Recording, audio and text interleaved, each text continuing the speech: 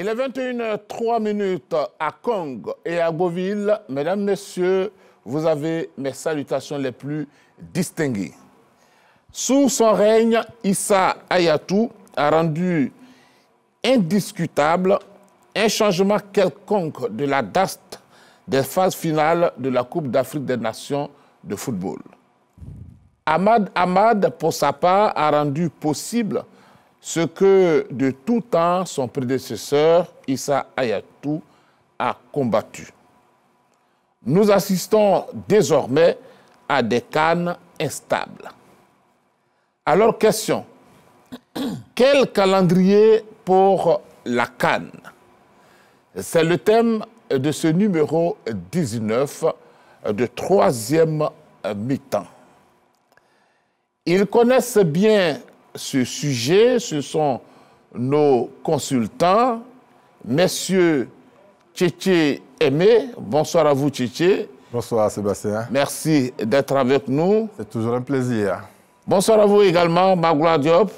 Bonsoir. Merci d'être avec nous. Kader Guilavogui, bonsoir. Bonsoir, Sébastien Ogné. Merci d'être avec nous. Et Serge Dakouri. Bonsoir à vous, messieurs. Bonsoir, Sébastien. Alors, on va rester tout de suite avec vous, Serge Dakouri. C'est une inquiétude. Pourquoi ce qui n'était pas possible sous Issa Hayatou a été rendu possible sous Ahmad Ahmad? Eh bien, il faut rappeler une chose, c'est que Issa a battu le record de longévité à ce poste de président de la CAF, plus d'une vingtaine d'années. Issa est resté longtemps à la barre, de 88 jusqu'à 2017. C'est 29 ans pratiquement de règne. Et pendant 29 ans, Issa s'est tissé des relations et est devenu important dans le football mondial. Et Issa, il faut noter une chose, c'est que Issa avait deux personnes avec lui, avec lesquelles il a travaillé longtemps. Le vice-président Patel, son premier vice-président Patel de l'île Maurice, et Amadou Diakité, le Malien tout-puissant à la CAF. Il faut noter que la date de janvier choisie par Issa Hayatou est le fruit d'une étude qui a été effectuée par un comité que Issa Hayatou avait approché. Issa Hayatou, c'est donc basé sur le résultat d'une étude qui avait été menée de l'Afrique du Nord jusqu'à l'Afrique du Sud sur les intempéries, les climats en Afrique. Et il s'est avéré qu'au sorti de cette étude, ils lui ont dit que le mois de janvier était le mois propice pour la pratique du football au niveau non-intempéries et tout. Et donc, depuis ce temps, Issa s'est basé sur cette date de janvier pour pouvoir le faire. Mais avant de prendre cette décision, après le rapport, il allait rencontrer les fédérations européennes, l'UEFA, il a rencontré la fédération française, il a rencontré la fédération et l'UEFA. Et de commun accord, au sorti de là, ils ont décidé de pouvoir d'accepter cette date de janvier. À cette époque, le nombre d'Africains dans les championnats n'était pas aussi élevé. Et les Européens avaient accepté cela. Mais à partir d'un moment donné, David Dean, qui était le président d'Arsenal, et Arsène Wenger, à un moment donné où, au sein des effectifs des clubs, il y avait beaucoup de joueurs africains, et surtout à cause de la Première Ligue, où le mois de décembre était un mois de Boxing Day, où on avait besoin des joueurs, à partir d'un moment donné, la première opposition est venue de l'Angleterre, avec Arsène Wenger, qui a commencé à demander à ce qu'on revoie la date de la CAN, en estimant que le mois de décembre est inapproprié parce qu'à cette période-là, ils sont en plein dans le championnat et libérer les joueurs africains, à ce moment, n'était pas bon. À l'époque, Arsenal, Eboué Emmanuel y évoluait, Etame Mayer y évoluait, Wanko Kano y évoluait. Il y avait au moins 6 joueurs africains qui étaient quand même une colonne vertébrale importante de Arsenal. Donc, en venant à la CAN au mois de janvier, eh bien, Arsenal se sentait lésé. C'est quand les joueurs africains ont commencé à être nombreux dans les différents championnats que Arsène Wenger a sonné là-là. Mais Issa Hayatou est resté ferme dans sa décision. Le sage de Garoua est resté ferme pendant longtemps. Et en tissant des relations avec les hommes forts du moment du football comme Blatter et Joao Avalanche, Issa Hayatou était devenu quand même pendant longtemps ami de beaucoup de chefs d'État. Il était très puissant. D'accord. Il n'a pas changé de date. Le changement est venu à partir d'Ahmad Ahmad en 2017 parce que, pouponné par Infantino et l'Europe, qui voulaient ce changement parce qu'eux, ils souhaiteraient avoir la date de juin. Là, les championnats étant arrêtés et les joueurs ivoiriens et les joueurs africains étaient disponibles, mais dans quel état? Épuisés par un championnat énorme, ils allaient arriver lessivés. Et donc, je pense que c'est Amat Amat qui a favorisé cela à la suite de son élection. 3 mois après, il a créé un sommet à Rabat où, à la suite de cela, on a parlé de 24 équipes avec Amat Amat et ce changement de date. Sinon, sous Issa Hayatou, malgré les Européens, il est resté implacable. Il n'a pas voulu changer de date. On va aller du côté de Magla Diop. Oui, Sébastien, disons que à travers ce sujet-là, vous nous donnez un peu l'occasion de revisiter notre compétition phare de football en Afrique. La première édition de la CAN, c'était en 1957. C'était au Soudan. Et cette première édition-là s'est déroulée en février. Donc, ce qui veut dire qu'à l'origine même déjà, l'idée de jouer en début d'année était là. Maintenant, après, il y a eu des tâtonnements, il y a eu plusieurs périodes. Et il y a eu 2 périodes, ce qu'on peut retenir, il y a eu 2 périodes de stabilité. Il y a eu 33 éditions de la CAN à ce jour, il y a eu 2 périodes de stabilité. La première période de stabilité est partie de 1972 à 1980, à 1990. Et elle a coïncidé avec le long règne de Ibn Kachev Tessema, qui est décédé, et puis après, Issa Hayatou est venu en 1988. Donc, il y a eu cette stabilité-là. Et sous son règne, la CAN s'est déroulée au mois de mars, de 1972 à 1990. La CAN s'est déroulée au mois de mars. Et Hayatou est arrivé en 1988 et il a fait tout ce dont Seyd Dakouri a parlé. Il est arrivé au début, il n'a pas changé les choses, il a observé. Mais après, vers la fin de son premier mandat, il a cherché à faire bouger les choses. Et donc, du mois de mars, après avoir fait tout ce dont Seyd Dakouri a parlé, il a ramené la CAN au mois de janvier. Et c'était au Sénégal, CAN que la Côte d'Ivoire a remporté. Mais ce qu'on n'a pas compris par la suite, mais certainement, ça a dû être la pression des fédérations maghrébines. L'édition de 1994 qui s'est déroulée en Tunisie a eu lieu au mois de mars et avril. C'était la seule fois d'ailleurs même où la CAN avait eu lieu en avril. Mais après ça, après cette édition de 1994, Issa Hayatou, qui a été réélu, a tout de suite compris qu'il était dans l'erreur. Et donc, ayant été renforcé dans son fauteuil, là maintenant, il est devenu très puissant et il a pris les décisions. Et c'est de là qu'est partie la deuxième stabilité de la CAN, de 1996 jusqu'à 2017. Sous Issa Hayatou, la CAN se déroulait janvier-février. Point barre. Point barre. Il n'y a pas d'autre date. Et tant que Hayatou serait au pouvoir, ou peut-être un de ses dauphins, cette date-là n'allait jamais changer. Et ça a été la deuxième stabilité de la Coupe d'Afrique des Nations. Maintenant, Ahmad est arrivé dans les conditions qu'on connaît, dont Seyd Dakouri a parlé, l'élection d'Infantino en 2016, l'avènement d'Ahmad en 2017, qui organise dans le mois de juillet le fameux symposium de Rabat, dont le premier atelier prend la résolution d'augmenter les participants de la CAN à 24 et de programmer la CAN dans le mois de juin-juillet. Toutes ces résolutions sont adoptées par le comité exécutif et c'est ainsi qu'il y a eu ce changement en 2019 en Égypte. Mais ce changement, on l'a vu, a vite montré ses limites quand il s'est agi d'organiser la CAN au Cameroun. Et il a fallu que Samuel Eto'o prenne son bâton de pèlerin pour vraiment convaincre la CAF pour que le Cameroun organise la CAN en janvier. Donc voici pour le moment ce qu'on peut dire. Mais il y a eu aussi des périodes atypiques. Hein. La CAN a été jouée notamment dans le mois de mai, je crois à la deuxième édition. La CAN a été jouée aussi dans le mois de novembre. Et puis, on a vu aussi que la CAN a été jouée dans le mois de mars-avril, comme j'ai eu à le dire. Donc, on retient deux longues périodes de stabilité et puis 4 périodes atypiques. Voici en gros ce qu'on peut dire. Mais sur les 33 éditions, il y a 18 qui ont eu lieu dans les mois de janvier et février. D'accord. Alors, Tchétchamé, pourquoi subitement ce changement?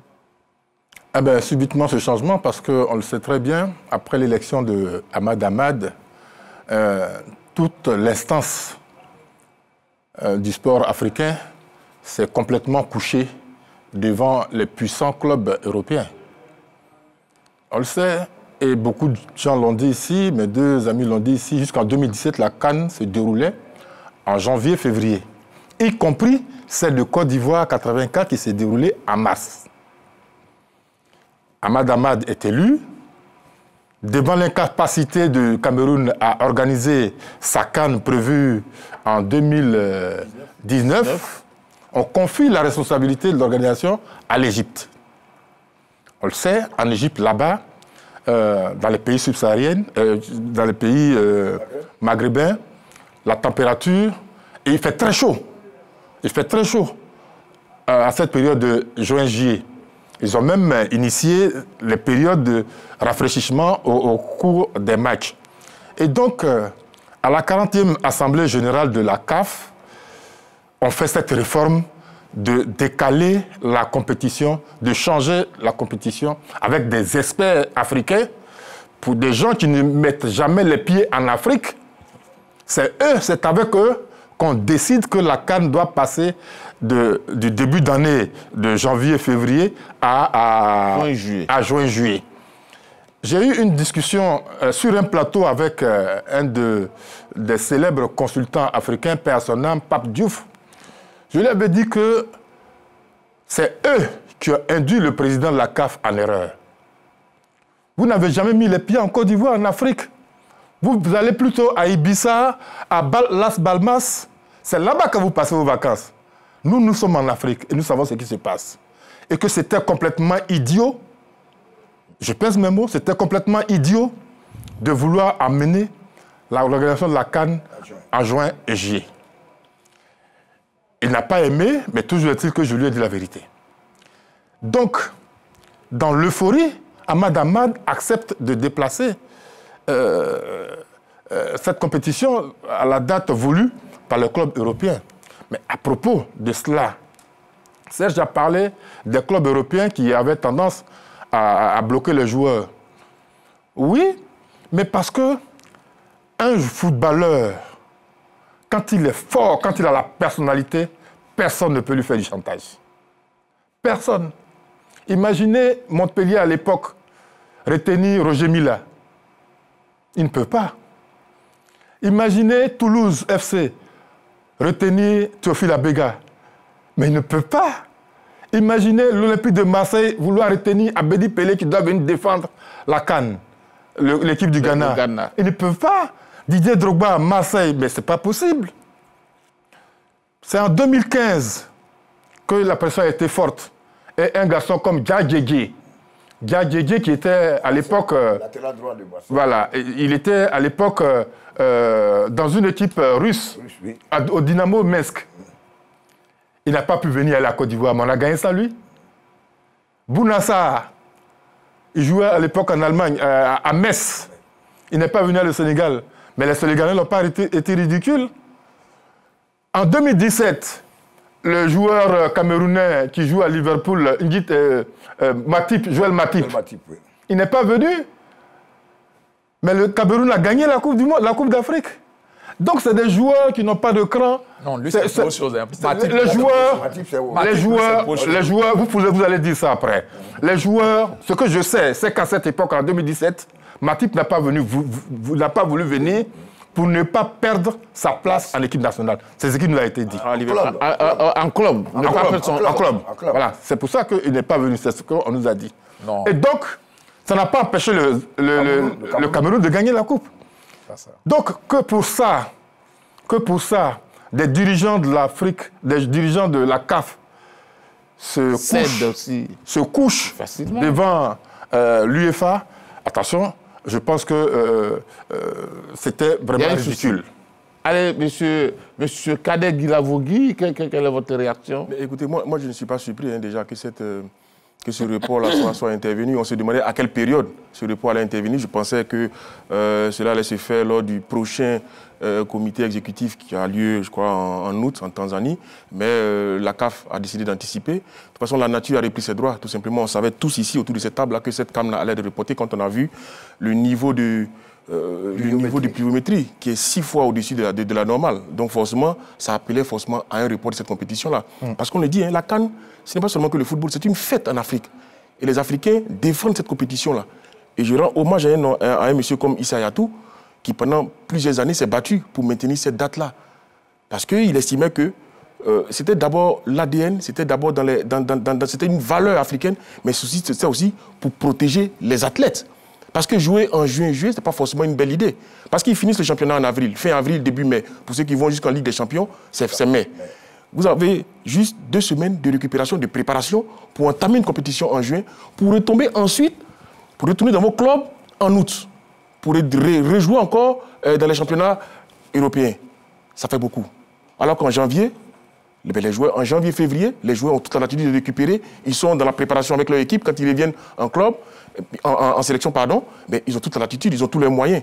Mais deuxième chose, ce qu'on ne dit pas, ce qui est grave, c'est que la FIFA a donné pouvoir aux sélections de pouvoir disposer de ces joueurs-là à temps opportun. Donc il n'y a plus de chantage. On ne peut plus faire de chantage à une sélection. Aucun club européen ne peut faire de chantage. Parce que vous êtes tenu de libérer ces joueurs-là, je crois, 15 jours avant. Mais même si encore il y a des entraîneurs, comme Jürgen Klopp, celui de Liverpool, qui continue à jouer, à tirer sur la corde, à retenir Salah, à retenir Sadio Mané, quand ça lui chante. Mais il faut aller, je vais dire, sur ce fait-là, se baser sur le droit que vous donne la FIFA, pouvoir disposer de vos joueurs 15 jours avant la compétition pour continuer cette compétition-là. Moi, pour moi, janvier, c'est la meilleure. Et il faut que... Maintenant, c'est de savoir de quel côté est Patrice Motsepe. Et est-ce que, l'autre question que je pose, c'est est-ce qu'il ne faut pas faire une CAN au cas par cas?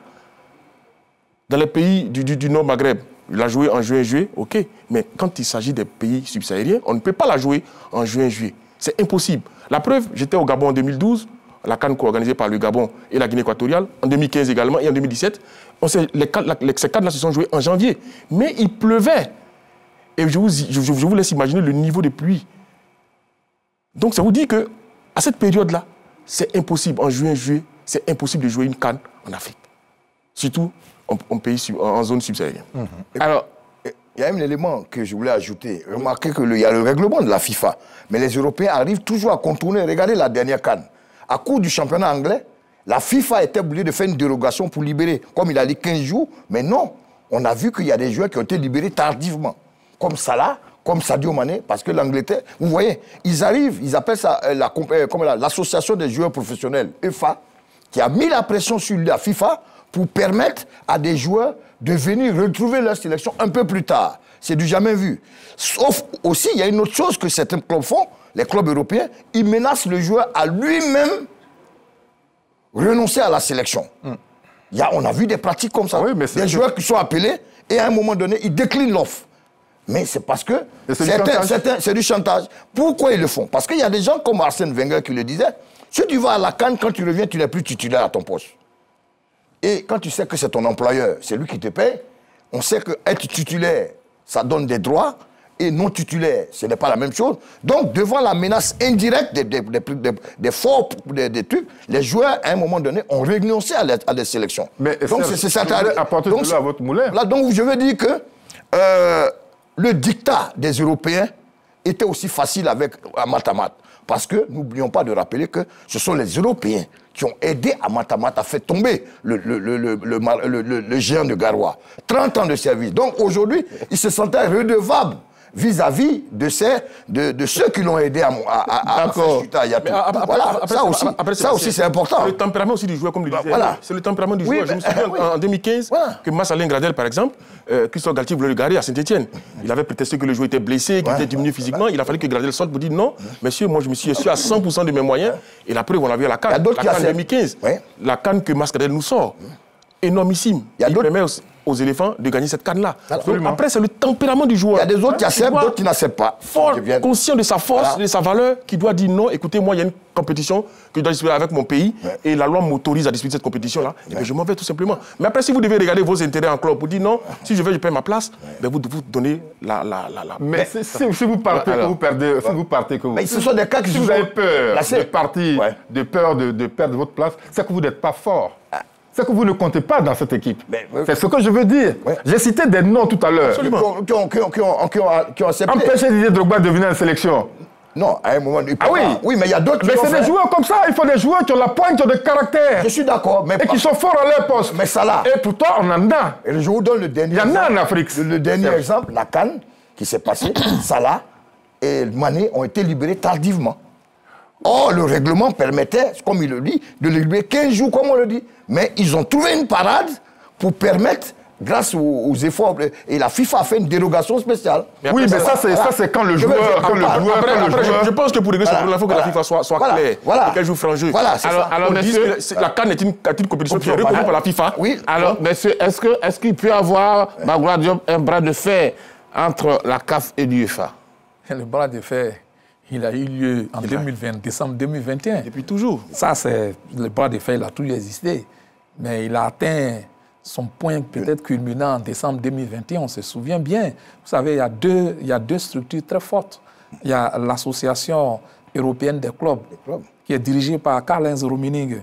Et il y a comment on appelle, le Forum des ligues mondiales, la WFL. Ça, c'est qui regroupe les ligues, les grands championnats qui sont très influents. Donc, ces deux structures-là mettent la pression sur la FIFA. C'est le lobbying. Maintenant, c'est à la FIFA de se montrer forte. Parce que c'est la FIFA qui a élaboré ce règlement-là, qui consiste à mettre à disposition des sélections nationales 14 jours avant une compétition comme la CAN, 14 jours avant de mettre les internationaux à disposition. Ça, c'est une exigence de la FIFA. Justement, après les différents problèmes qui ont été posés aux Africains par rapport à leur CAN. Et donc, le président Blatter, à l'époque, qui était aussi très fort et qui avait des liens particuliers avec l'Afrique, a dû prendre cette mesure-là et la trancher. Et tant que Blatter était là, mais ces structures que je viens de citer là, mais elles n'arrivaient pas du tout à l'influencer, puisque Blatter était doublé de Issa Hayatou. Donc, il faisait véritablement face à un bloc. Maintenant, bon, il pouvait essayer de mettre pression sur les joueurs pour que les joueurs eux-mêmes renoncent, mais ça c'est aux joueurs de voir. Ça, c'est aux joueurs de voir, c'est sa personnalité. Mais donc, ce sont ces structures-là. Et en 2021, on se souvient, d'abord, elles ne veulent pas libérer les joueurs. C'est clair. Et donc, par rapport à la Covid, et là, surtout la mesure de la quarantaine, elles ont sauté sur l'occasion pour dire qu'elles ne libèrent pas les joueurs. Mais là, au moins, les Africains ont tenu, puisqu'ils avaient milité pour que cette CAN-là soit annulée. On a vu, on se souvient bien, Samuel Eto'o avait dû vraiment élever la voix. Il avait dû élever la voix. Et donc, pour cette fois-là, les Africains avaient tenu. Mais ces structures-là aussi étaient dans leurs droits. Ça, il faut le reconnaître. Parce que la quarantaine, ça voulait dire, si le joueur va à la CAN à son retour, il va faire au moins 10 jours sans jouer. Mais donc, il faut aussi tenir compte des intérêts de ces clubs-là. Et donc, il a fallu comment on appelle, une concertation, un arbitrage de la FIFA avec la CAF et ces différentes structures-là. Et un accord a été signé entre la FIFA, l'Association européenne des clubs et la CAF. Et donc, il a été convenu de scinder en deux. C'est-à-dire la poire en deux. Au lieu de 14 jours, on a désormais pris la décision de mettre les joueurs à disposition 6 jours avant. Donc, les clubs pouvaient garder les joueurs jusqu'au 3 janvier, alors que la CAN débutait le 9 janvier. Le bras de fer dont vous parlez, il existe toujours. Et ce sont ces clubs-là, ce sont ces structures.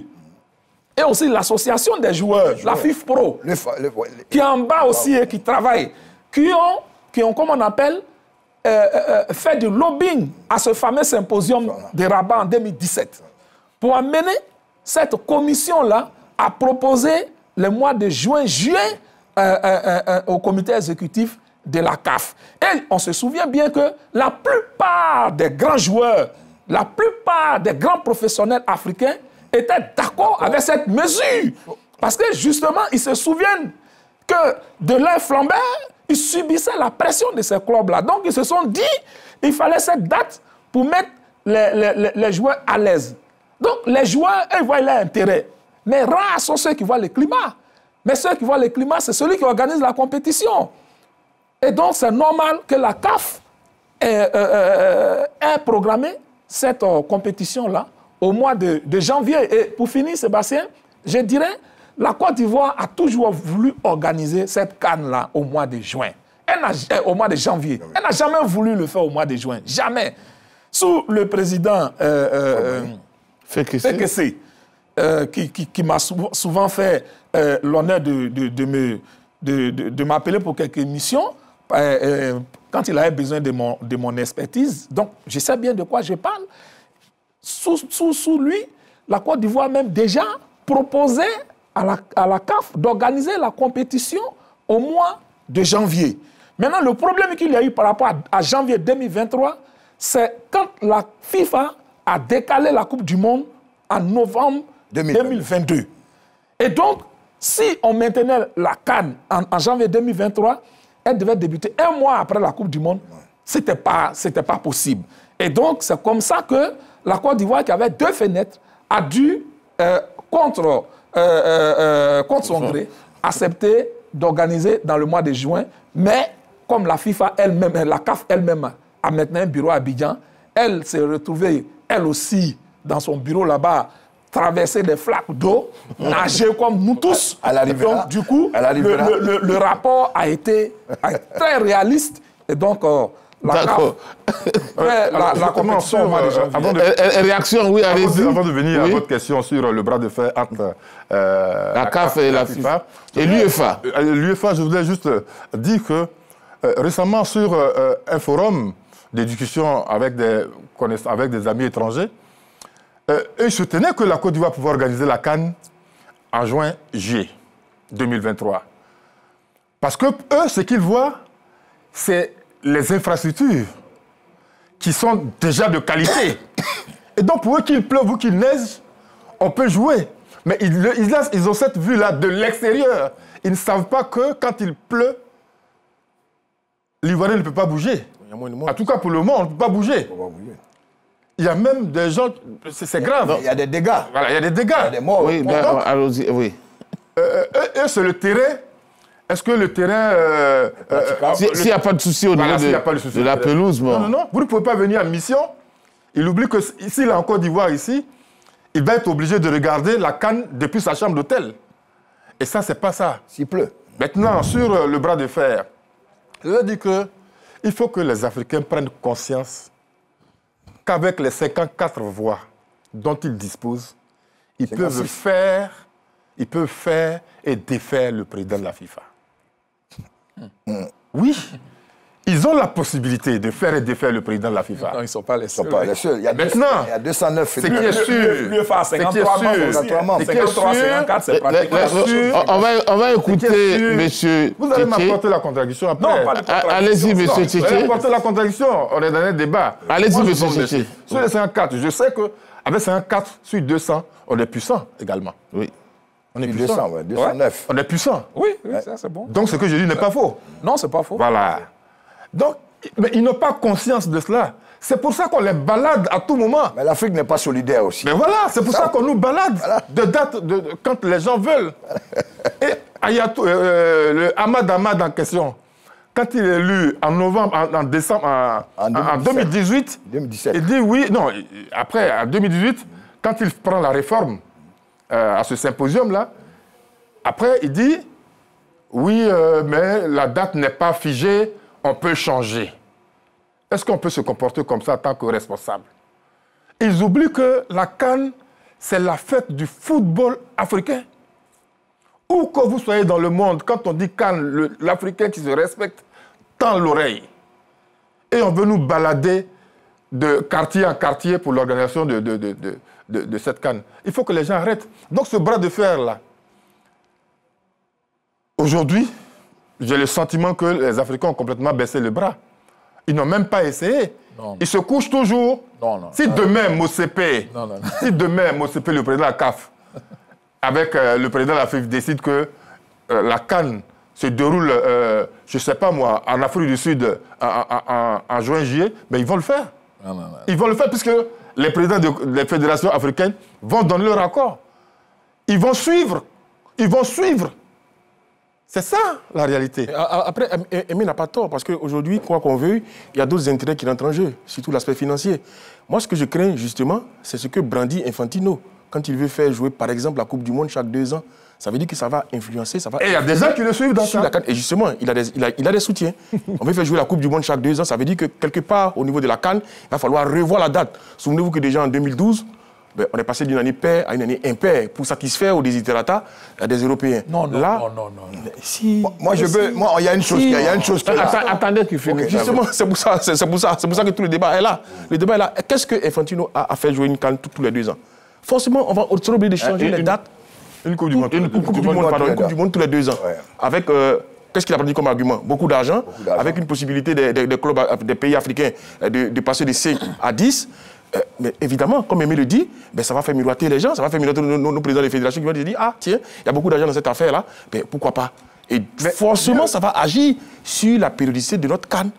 Et ça, c'est le danger pour moi. Bon, mieux Kader, pour apporter de l'eau à votre moulin, au symposium, fameux symposium qualifié d'historique, qui a eu lieu à Sirkat, oui, qui a eu lieu à Sirkat au Maroc, c'est une ville balnéaire.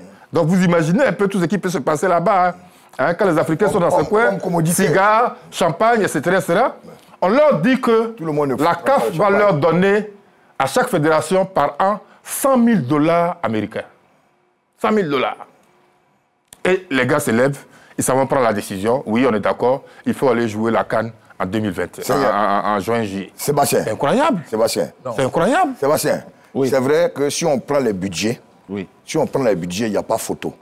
Le budget de l'UEFA, c'est 5 milliards d'euros. Ça fait plus de 3 500 milliards de francs CFA. Le budget de la CAF, à l'Assemblée générale, récemment, lors du lancement de la CAN féminine, est de 134 millions de francs, 134 millions de dollars. Entre 3 500 milliards et quelqu'un qui a 65 milliards de budget, il n'y a pas photo. L'UEFA a 3 500 milliards de budget. La CAF veut passer de 119 millions à 134 millions de dollars. C'est ce qui s'est passé récemment au lancement de la CAN féminine qui se déroule au Maroc. Donc, sous Motsepe aujourd'hui, la CAF dispose, comme budget provisionnel, 65 milliards de francs CFA. L'UEFA a 3 000 milliards de francs CFA. La Confédération asiatique de football a 182 millions de dollars. Ça fait 90 milliards de budget. La Confédération américaine a 266 millions de dollars. Donc quand vous regardez la Confédération, la plus pauvre, c'est la CAF. Est-ce que, à cause de cette pauvreté, vous allez vous laisser embryonner par les gens? Je prends des chiffres de budget de Confédération. Oui. Donc je veux dire que la force de l'UEFA est incontestable, c'est vrai. Maintenant, il y a quand même certains qui résistent. Ayatou a résisté pendant longtemps. Je pense que Motsepe n'est pas un monsieur venu de la première pluie, c'est quand même un richissime personnage. Il ne va pas se laisser adouber par ces sirènes-là. C'est un homme d'affaires. C'est un homme d'affaires. On parle d'une fortune qui est estimée à plus de 3 millions de dollars. C'est là le danger. C'est là le danger. Maintenant, les 56 fédérations de football africaines, quels sont leurs budgets? C'est là où vous voyez le mal que nous avons en Afrique. 17 nations de football ont des terrains non homologués. Certaines nations de football ont des budgets, certaines fédérations n'arrivent pas à boucler des budgets. Face à cela, qu'est-ce qu'elles vont faire? Vont-elles se laisser face à toutes ces sirènes-là? C'est la réalité du continent. Donc bien, je veux que, à travers la CAF... Certains mots, c'est bien. Non, je veux dire que oui. Cette situation nous amène à connaître nos réalités. Oui. Quel est le paysage du football? Parce que la CAF a pour rôle d'organiser et de développer le football à l'échelon continental. Quel est son budget? 60 milliards de francs CFA. Les Européens qui sont en face de lui ont 127 fois son budget. Donc, qu'est-ce qu'il faut faire? Et nos meilleurs joueurs africains vont jouer en Europe. on ne peut pas payer Sadio Mané à 1 million d'euros. Il vient de signer au Bayern à 1 million d'euros. Est-ce que vous savez que le budget du Paris Saint-Germain est supérieur à celui de la CAF? Le Paris Saint-Germain, en tant que club, a 500 millions de budget. 500 millions d'euros de budget. Ça fait 300... Non, je veux dire, non, je vous donne. Il y a du caca derrière. Donc, ça veut dire, les 56 pays réunis, Paris Saint-Germain a un budget supérieur à la CAF. Donc allez-y comprendre quelque chose. C'est une situation que je voudrais... Je suis d'accord avec vous. Vous réagissez rapidement. La faiblesse des Africains, c'est qui... C'est vrai que vous êtes Ivoirien, mais la faiblesse des Africains, qui élit, qui désigne le président de la Confédération africaine de football? Les 56 pays, les 56 nations africaines. Non. C'est qui? C'est le président de la FIFA. Vous l'avez oublié? Non, mais il y a une élection. Vous l'avez oublié? Non, je veux dire, l'élection où... Vous avez une tête magnifique pour oublier. Non, je n'ai pas que j'oublie. Je veux dire, il y a une élection. 2017, Ayatou s'est présenté. Candidat unique. Candidat unique. Voilà. Bon. Donc, à partir de là, il faut tout comprendre. On a des difficultés. Magloire Diop, allez-y pour votre réaction. Oui, non, mais je pense quand même que il faut reconnaître qu'il y a des voix sur le continent qui s'élèvent contre cette situation et qui résistent. Ce n'est pas tout le monde qui s'aplatit comme on tente de le faire croire. J'ai parlé tout à l'heure de Samuel Eto'o. Et c'est ce que je déplore un peu chez nos grandes stars ivoiriennes. Effectivement. Elles ne font pas souvent preuve de poigne sur le continent quand il s'agit de défendre le football africain. C'est ce que je déplore un peu. Elles sont trop européanisées et donc amenées à défendre les intérêts européens. C'est ça le problème d'avoir des sélections extraverties qui reposent sur des joueurs qui sont nés en Europe et qui ont été élevés en Europe. C'est ça le problème que nous avons. Et donc ce ne sont plus des Africains. Ce ne sont plus des Africains. Ce sont des Européens qui vivent en Afrique et qui viennent jouer pour l'Afrique. Et c'est pourquoi j'ai dit la CAN, ce n'est plus la CAN qu'on avait avant. Aujourd'hui, moi je pense que la CAF doit développer le CHAN parce que c'est notre vrai CAN, ça. La CAN que nous avons aujourd'hui, ce n'est plus la CAN. C'est une Coupe d'Afrique jouée par des joueurs qui évoluent en Europe. Et c'est ça le problème que nous avons. Ça dénature la CAN alors? Il y a quand même des voix qui s'élèvent et il y a des responsables de fédérations sur le continent qui résistent. Et si vous avez vu que la CAF vient de prendre cette décision de programmer la CAN au mois de janvier, c'est parce que quand même, cette fois-ci, il y a une certaine unanimité. Maintenant, ce n'est pas l'Assemblée générale qui décide de la périodicité ou bien du moins des dates de la CAN. C'est le comité exécutif. C'est ça le problème. C'est le comité, ce n'est pas à la suite d'une élection en Assemblée générale. C'est le comité exécutif. Et c'est pourquoi, très souvent, on regarde le président. Parce que c'est lui qui donne le tempo. Mais quand un président est élu et qu'il est redevable à des forces extérieures, on assiste à ce genre de choses. C'est pourquoi nous en sommes arrivés là avec Ahmad Ahmad et Patrice Motsepe qui semblent continuer l'œuvre d'Ahmad Ahmad. Bon, là on voit qu'il se ressaisit. C'est tant mieux. Mais il faut que ça continue. Maintenant, dans ce mouvement, je dis, les joueurs ont une grande partition à jouer. Ils ont une grande partition à jouer. Moi, c'est aux joueurs j'en veux, parce que cette décision-là, ce sont les joueurs qui se sont battus au Maroc pour que cette résolution soit prise. Ce sont les joueurs. Et la FIFPro, c'est bien beau de suspendre la fille et tout ça. Mais quand il s'agit de mener ce genre de combat-là, on ne les entend pas. On ne les entend pas. Quand il s'agit de défendre les joueurs africains qui font l'objet de pression de la part de leurs clubs, on ne les entend pas. C'est vrai. C'est ce que je déplore. Donc, les joueurs n'aident pas aussi l'instance fédérale. C'est toute l'Afrique qui doit faire bloc pour que nous puissions résister à l'Europe. Nous n'avons pas les moyens pour résister à l'Europe. Vous avez vu la démonstration que Saïd Dakouri a eu à faire. Nous n'avons pas les mêmes moyens. Aujourd'hui, notre force, c'est notre bouche, c'est notre comment on appelle, notre courage, notre détermination, et puis surtout la FIFA. C'est pourquoi, quand nous avons à la tête de la FIFA quelqu'un qui ne nous arrange pas, moi ça m'énerve. Effectivement. Parce que c'est la FIFA qui peut défendre la CAF, comme l'a fait Blatter. Mais si la FIFA ne défend pas les intérêts des Africains, ils sont morts. Ils sont morts. Et c'est ce à quoi nous assistons.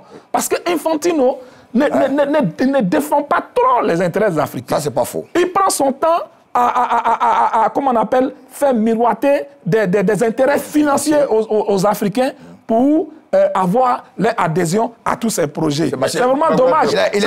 C'est vrai que pour les 2 années, il est en train de reculer. Pour amener la Coupe du Monde à 2 ans. Il a été hué au Pour amener la Coupe du Monde à 2 ans. Il est en train de reculer parce qu'il y a eu beaucoup de... Même la France. Et je pense que cette réforme-là, elle n'aura pas lieu. Ouais. Mais Infantino, il n'aide pas beaucoup l'Afrique. Ouais. Là, pour se faire élire, il a tout fait pour que la prochaine AG élective ait lieu au Rwanda. Ça, c'est pour calmer les Africains. Et dès qu'il va voir leur voix et qu'il sera réélu, il ne va pas défendre leur cause devant ces puissantes structures européennes-là. Voilà le problème que nous avons. Mais nous ne devons pas baisser les bras. Nous devons continuer de montrer notre détermination. Et nous, au niveau des médias, nous devons aussi jouer notre partition. Nous ne sommes pas arrivés aux conclusions. Allez-y, oui. C'est pour ça que, de façon très calme, j'ai dit tout à l'heure que les Africains n'ont pas conscience du pouvoir qui est le leur. Ils n'ont pas conscience. Avec les 54 voix. Oui, ils n'ont pas conscience du pouvoir qui est le leur. Infantino, ce n'est pas sa faute. Qu'il veuille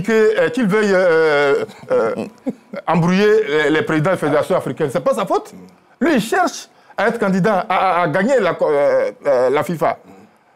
Et donc, il emploie les moyens. Il utilise tous les moyens. Donc, il est à disposition. Mais quand tu as face à 54 ce sont des manières mafieuses. Ce sont des manières mafieuses. Si tu as 54 pauvres en face de toi. Ce sont des manières mafieuses. Malheureusement, si tu as 54 fédérations qui n'ont pas assez de moyens, qui n'ont pas... Tu as de manières... L'union fait la force. Après, quand vous êtes en bloc... Les cas des chiffres.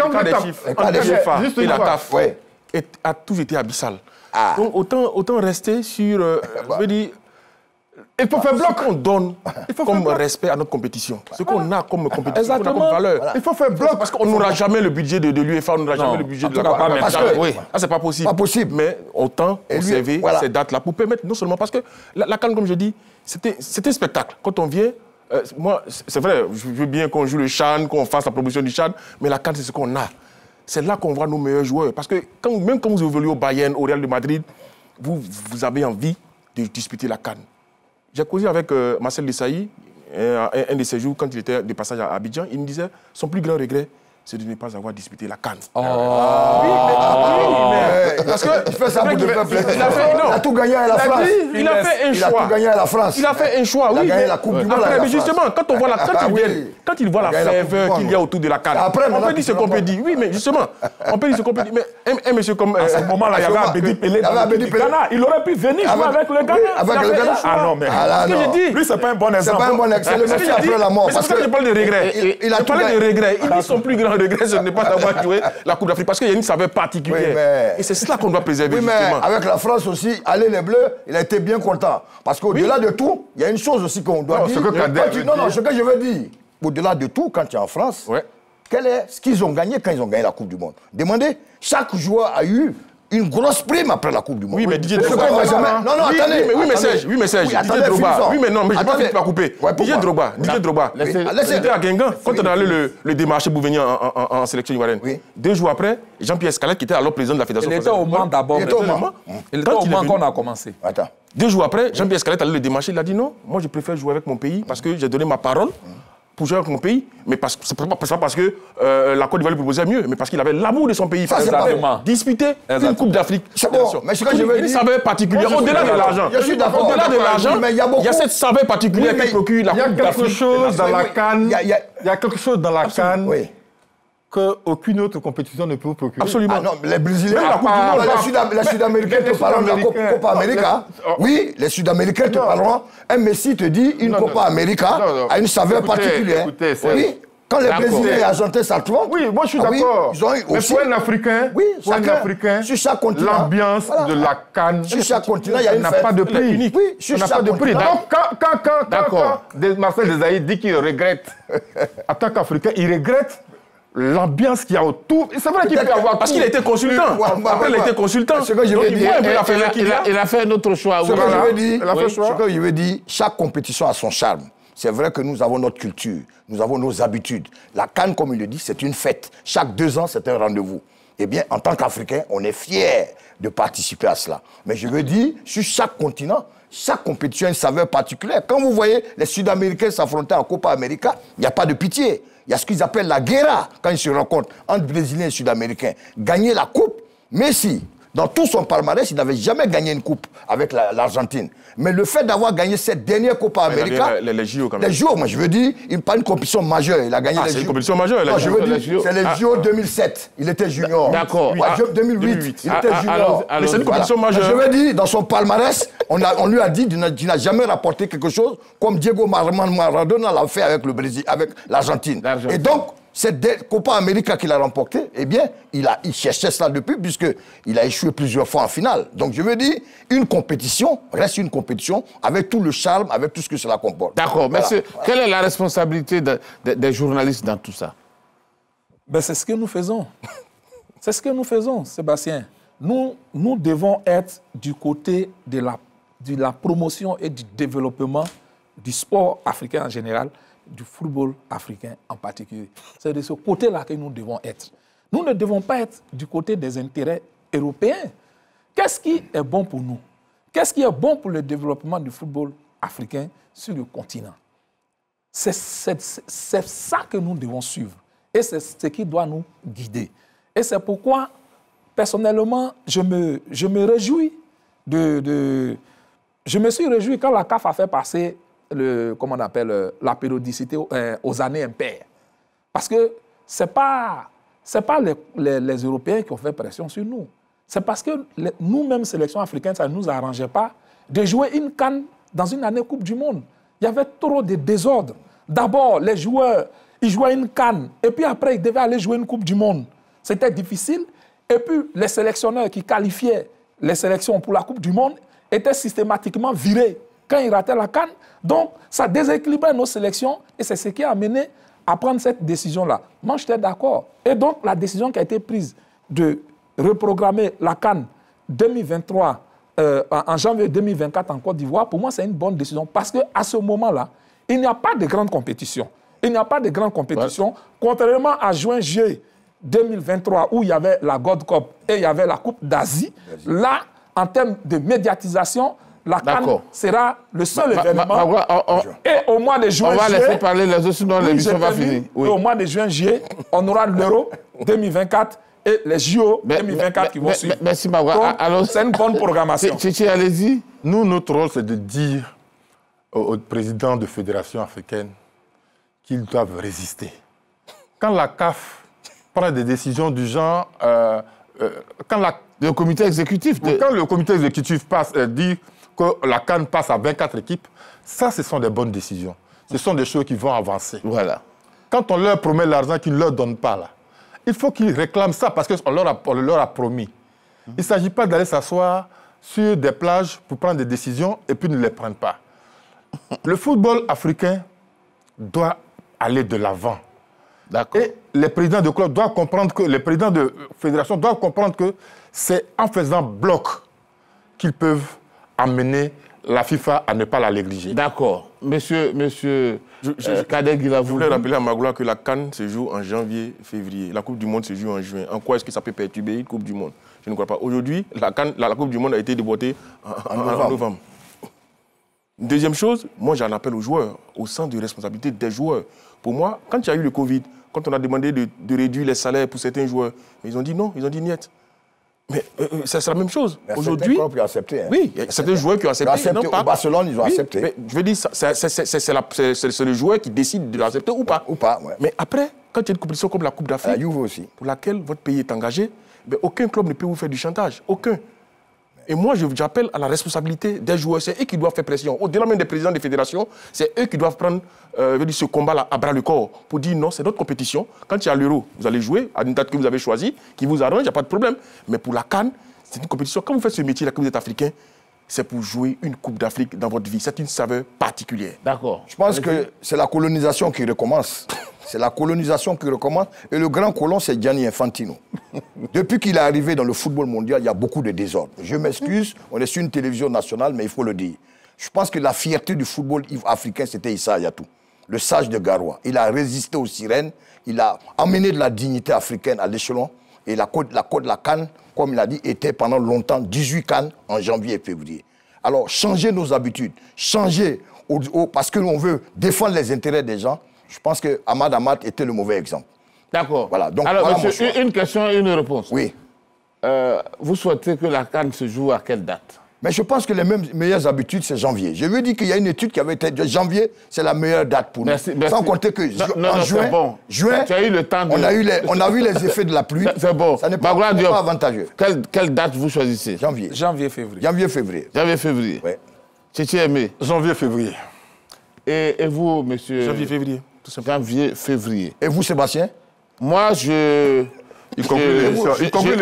vais accepter la date que nous sera donc proposée, tout en m'inquiétant quand même, en tout cas en ce qui concerne le comportement des présidents des fédérations africaines, parce qu'à un moment donné, il faut savoir que nous sommes sur le continent africain. La dignité à préserver. Quel que soit ce qu'on va vous présenter, vous ne devez pas oublier que vous êtes sur le continent africain.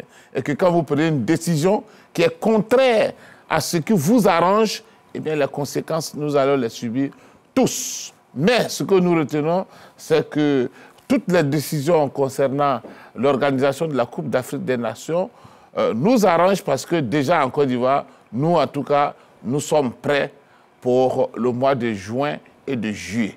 Ah bon? Maintenant, s'il y a une autre situation qui se présente, ça, ce n'est pas le fait de la Côte d'Ivoire. Bonsoir et on se donne rendez-vous mercredi au prochain.